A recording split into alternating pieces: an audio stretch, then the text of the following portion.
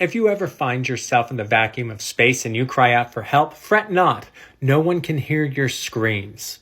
Lucky for us, history, on the other hand, doesn't happen in a vacuum, and it screams constantly. So while the Black Plague gives Europe a what for, the world keeps spinning. So what other traumas are happening that are going to leave scars across the landscape of Europe? Come on, I'll show you.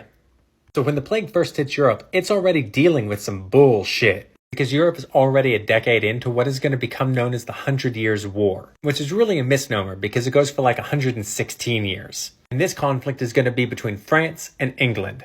But don't worry, this is like a one-time deal. They'll never fight again. And like most conflicts, at its heart, this is about power. Usually between already powerful people in search of more power. But more specifically, this conflict goes all the way back to 1066, when a guy named William the Conqueror goes from Normandy in northern France and invades England.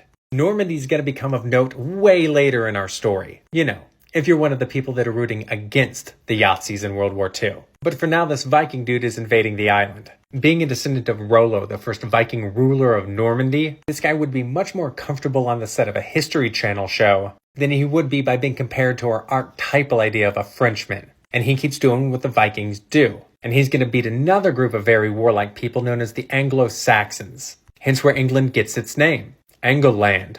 Land of the Angles. And the whole thing climaxes at the Battle of Hastings, when the Anglo-Saxon king Harold Godwinson is defeated. I believe he caught an unfortunately placed arrow in the eye. And there's questions of whether he would have been more successful if he wasn't staving off invasion from the north from the Norwegian King Harald Hardrada. But Henry the Conqueror, and most of all history, doesn't give a shit about maybes. But that's a whole nother rabbit hole and we've already gotten distracted enough. And now Les Français will be ruling over England for the next 300 years. There is a quick side note here that I find absolutely fascinating though, and that is why the English language is so fucked up. It is a ridiculously hard language to learn, because it's not really one language, it's two languages crammed together. At its root, it's a Germanic language. Many of the grammar rules do follow German. A lot of verbs that are difficult for Romantic language speakers to conjugate are examples of Germanic verbs. The past tense of think isn't thinked, even though it should be if it followed Romantic rules.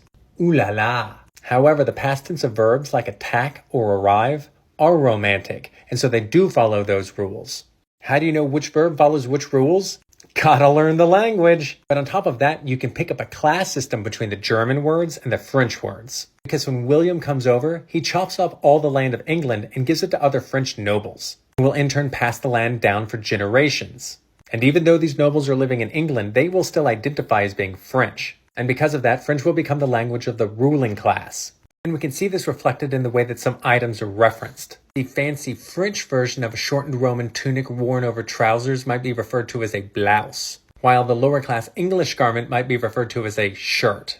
And things hummed along with the French monarchy ruling over the subservient Anglo-Saxon class for quite some time. But things have a way of changing subtly, but dramatically. A frequent question in history will come up. How long can an imperial ruling class live in a foreign conquered land and still consider themselves natives to the original imperialist power? Eventually people on the mainland say, sure, you can call yourself French and we might be related, but you've been eating baked beans for the last 150 years. We don't have much in common. And the people in the new territory say, the people back home think they're so much better than us, always telling us what to do, like we're some satellite to the motherland, only here to enrich them.